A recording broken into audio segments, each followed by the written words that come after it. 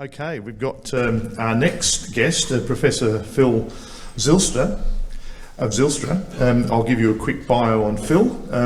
Phil is an adjunct associate professor at Curtin University and an honorary fellow at the University of Wollongong with a background conducting management burns for graziers in the New South Wales High Country.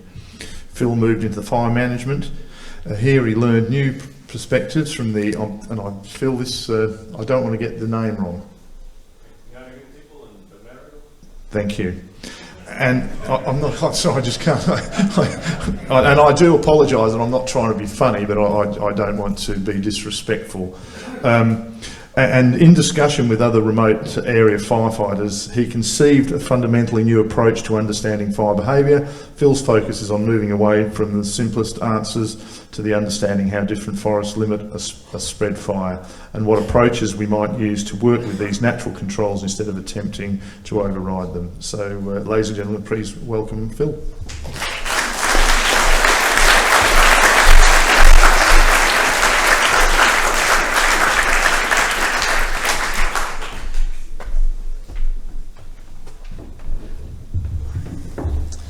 Thank you very much. It's very much a pleasure to be over here.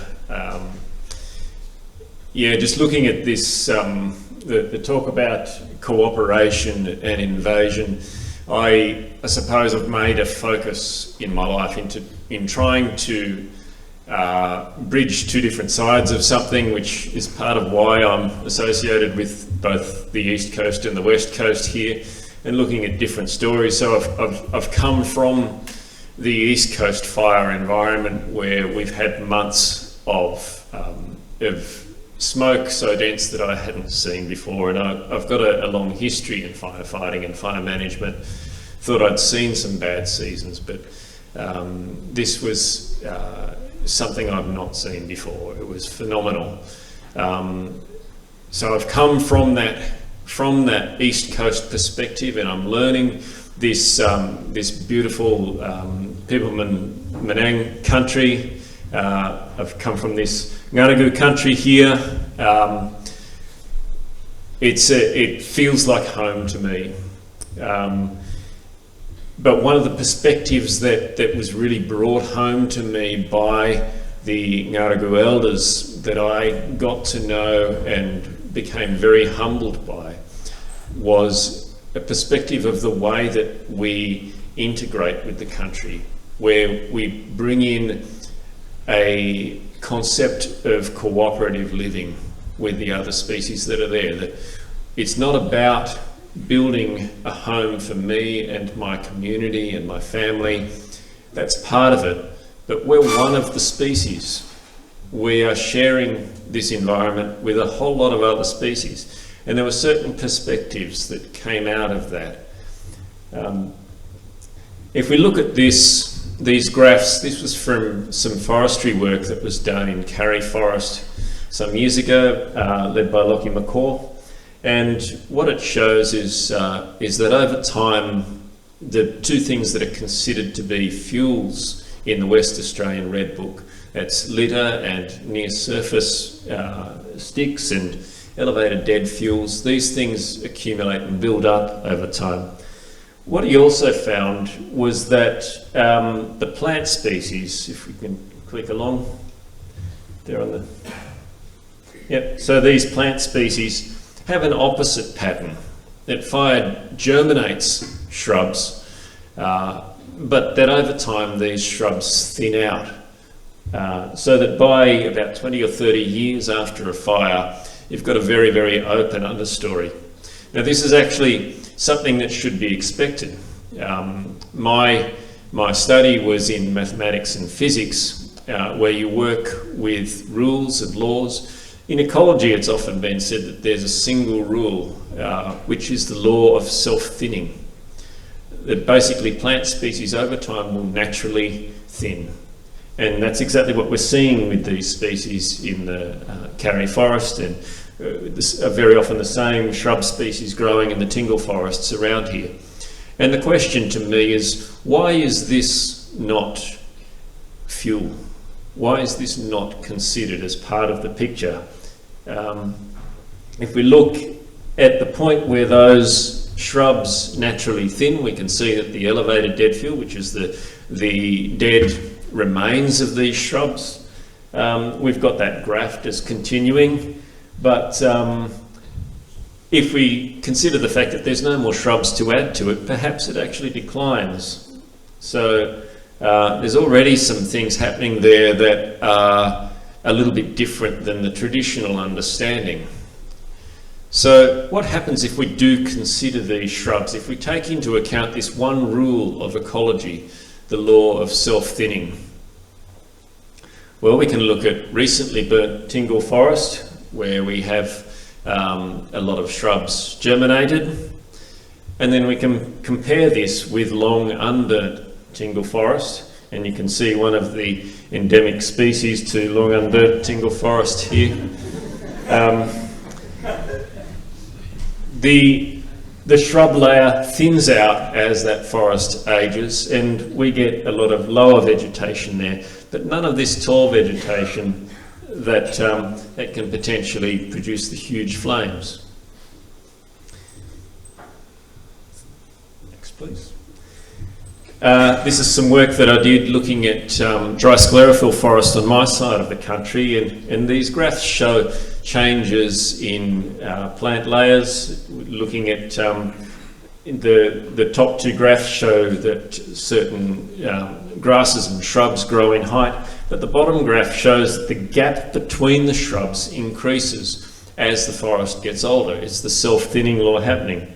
So I looked at what happens there with the fire risk in that country. Now, the way I did that initially was to look at the mapped fires for the area, and what I compared for every individual fire that had happened, whether it had favoured certain fuel ages. And invariably, we had this incredibly strong response where the vast majority of fire happened in that sort of 10 to 15-year-old age group. But after those forests got older than that, they were much, much less likely to burn. Completely opposite to many expectations. It's not theoretical, it's what has actually happened through history. So how did that tie in with the shrub dynamics? The main part of my work has been to model fire based on plant dynamics to show how those plants affect things. And when I put those shrub dynamics into my model, I found exactly the same pattern occurring. If we look at that in the Karri forest, again we see a very similar pattern. Over on the left, we're looking at years since fire along the base of the graph here, and on the left we can see the shrubs getting taller, but also starting to thin over time. So the diagram is showing what the forest looks like as it ages, but how does that translate into fire behaviour? The background here is a box plot showing the modelled flame heights using my model. And what we can see is that around that sort of 10 to 15 years since fire span is when we most often get the largest flames burning in these Karri forests. And that tends to be around the time when we're often talking about them as being long unburnt. And yet, if they were able to get past that post-disturbance period, if self-thinning was allowed to occur, we could get into this older primary forest where those very large flames happen much less often because there just aren't the shrubs there to produce the large flames. The idea that shrubs are not fuel, and they're not classified as fuel in the Red Book, which is the tool used for fire management here. I find that as a firefighter a very difficult thing to stomach, because for myself, if I'm fighting a fire that has no shrubs and has only got litter on the ground, I'm dealing with small flames. I know this as an experiential thing, and any other firefighters that I speak to would say exactly the same thing. So what we see is that I think there was a comment that Lockie McCaw made in a recent study looking at the Northcliffe fire, that the majority of the area was aged around that 12-year range. There may have been some older areas and some younger ones, but the majority was aged around 12 years, which is right at the highest peak of predicted flame heights for the Northcliffe fire. So if we look at something like the Denmarker burn that happened to the north of Denmark last November, we can look at the fire history for that area, and the vast majority of that burn parcel was 9 years old since the last prescribed burn. There were some small pockets of 17 years, and then there was an older patch right on the southern end of it. How did that affect the fire behaviour through the area? This is mapped fire severity. As we can see, it was burnt wall to wall. We'd like to think of prescribed burns as being patchy, mosaics across the landscape, but it's not always the case. In this case, there were huge areas of crown fire, and they don't seem to have really picked out much difference in the fuel ages for that area. So what were they burning? This is Southern Jarrah Forest. This site here hasn't been burnt for 60 years. Now, that seems like a very long time, but fire scar evidence shows that there was an average of 81 years between fire scars before Europeans came to the area. So it's potentially quite a young forest. The question is, when we look at that, how did those small shrubs on the ground, how would they produce flames large enough to light a crown fire? The answer is that that's not the sort of Jarrah forest that was being burnt. We got this crown fire occurring right through that area, or crown scorch. This is the age forest that was being burnt. The younger regrowth that has the germinated shrubs, this is an 8 years unburnt site of the same type of forest. So what do we do about this? Since European invasion of the area, the rate of fire scarring on trees has reduced to an average of 17 years on these Jarrah trees. There's two different paradigms. Now, I call them the invasion paradigm and the cooperation paradigm. In the invasion paradigm, we are coming in as the species that's here to force the rest of the landscape into submission.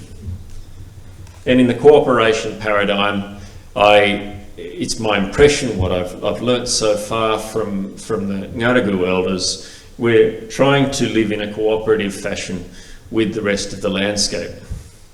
In the invasion paradigm, we have a situation where we're trying to burn large areas to try and, it doesn't seem to be coming up there. Yeah, it's skipped everything on the left. Oh well. In the invasion paradigm, we have a situation where we try to burn large areas, and we try to suppress and force the landscape into submission. Effectively, our idea is we want to remove the fuels. We want to keep that landscape under control and make it behave. And in that paradigm, what happens is that we produce a landscape where we have large patches of very young fuels that have been cleared, but then those patches age past that period. And so the background pattern is one that's similar to the forest on the top left there, where this is the forest where many of these fires need to be conducted. We have it still in that post-disturbance situation.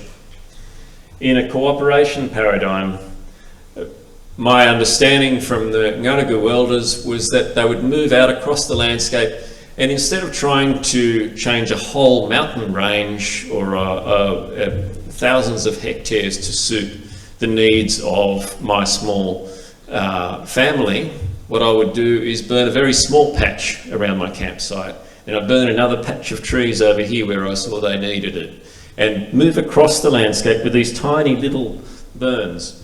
A lot of burns, but all small, very focused, conducted in exactly the way that I wanted. And needed for that particular situation there, and based on tens of thousands of years of knowledge. And what we have then is a mosaic that is made up of this old, long unburnt landscape that's much less flammable, but with very small patches in amongst that landscape. Entirely different way of living, either a landscape that's predominantly made up of that or of that, with small patches of recently burnt area on this one and large patches of recently burnt area on that one. So